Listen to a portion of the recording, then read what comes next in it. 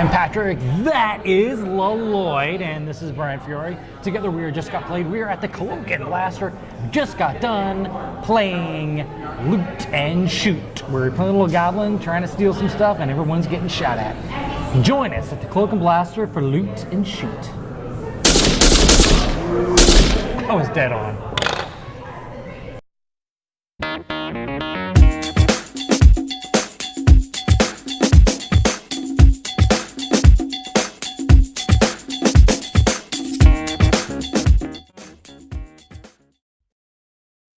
Brian Fiore. Yes.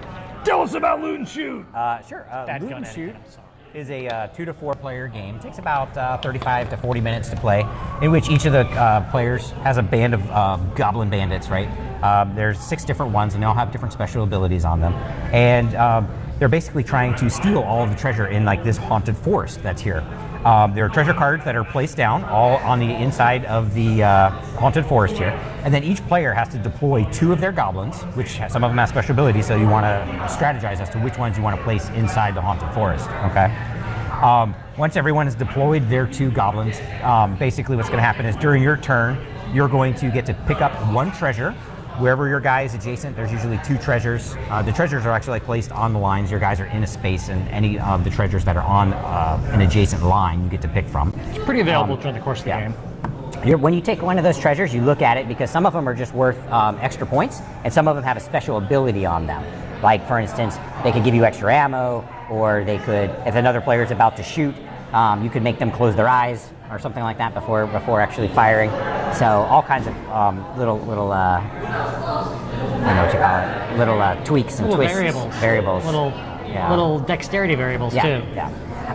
Jump down, turn around, pick a bit of cotton. Yeah. So after you pick your treasure, the next thing you do is you take 2 of the following actions. You can either gain an ammo, so basically take an extra rubber band for your gun. You can heal one of your goblins. Eventually, when they get shot, you know they're put over into your dead pool, if you will, and so you can heal one of them, stand them back up, okay, and then you can also use any of your goblins' abilities that are on the inside. Sometimes they can move things around. Sometimes you can deploy extra treasure. You know, there's all different kinds of things. And then you have to place at least 1 other goblin from your alive goblins into the forest or along its edge. Okay. You got to kind of like replenish the targets, right? Right. Well, so there's something to shoot at. You have to do at least 1, but you can put up to 2 in there. Now, when you put the guys in there, it also triggers one of their abilities, so you get benefits for actually deploying your characters in there. And then finally, you get to take 1 shot. So you take your rubber band gun, and there are some rules as to how you can actually shoot, but you get to try to. You can't shoot at your own goblins that are in there. But what you're trying to do is knock down or kill any of the other goblins. If you happen to knock any of them down, you will get 1 additional treasure card from the treasure supply, which again is more victory points and/or special ability. But if you're shot knocks down 3, you still get 1 treasure card. Yeah, exactly. So the game takes place over a total of 4 rounds. At the end of those 4 rounds, there's a shootout that takes place, and at the end of that, whoever has the most victory points is the winner. Okay. How the shootout works is whoever has living goblins still left, they're all going to take them out. You're going to set the board aside, and it's basically a quick draw. So however much ammo you have left at the end of the game, everyone goes 1, 2, 3, blah blah blah blah blah, and they blast each other. Okay. And then whoever has the most goblins standing wins an additional 5 points at the end of the game. With that, Patrick, what would you say is your favorite thing about Loot and Shoot? It's a really light, fun, let's play with rubber band guns. That's got to be it. It's just that light fun. I'm going to shoot through this hole and try to hit these dudes and see if I can knock something over. And I thought it was going to be a lot harder than it was, but it's really not to shoot somebody, have them fall over. And that you love anything shooting through holes. Yeah, at dudes. It's true.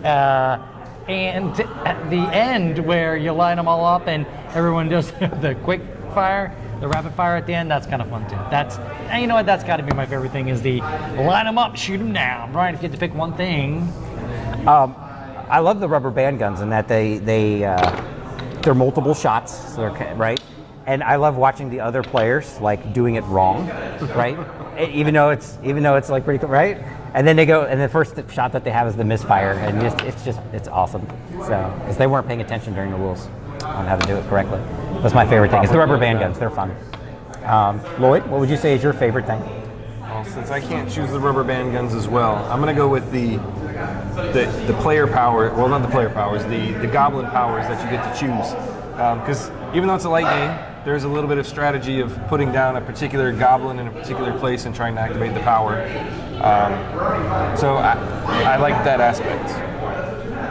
Brian, if there's one thing you like the least about Loot and Shoot, what would it be? I would probably have to say though, the treasure cards themselves, right? Some of them are worth like 3 or 4 points a piece. Some of them are worth 2 points, and some of them have these other like funny abilities, but you don't get so many points for those. So while they're great in game for a laugh, you don't necessarily get the benefit of the bonus points for Because them. that's the take that part where you kind of screw somebody else over. Yeah. Lloyd, if you disliked one thing, if you had to pick one thing that you had to dislike, you have to pick one thing. Even if you liked it a little, you have to say you liked it the least. This game made me look like a coward because every time somebody aimed a gun in my direction, I winced and cowered and covered my face. In the face! In the face! Worried about losing an eye? Kinda. I'm kind of attached to him at this point.